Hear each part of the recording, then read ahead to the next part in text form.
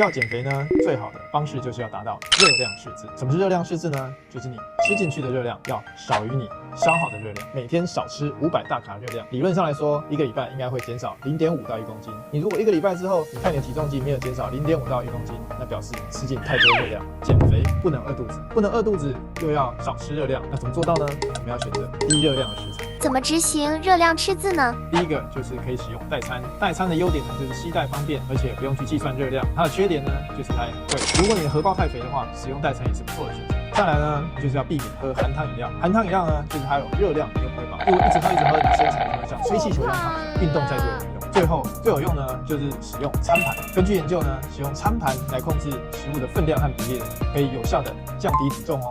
追踪许医师，一夜好眠不打呼。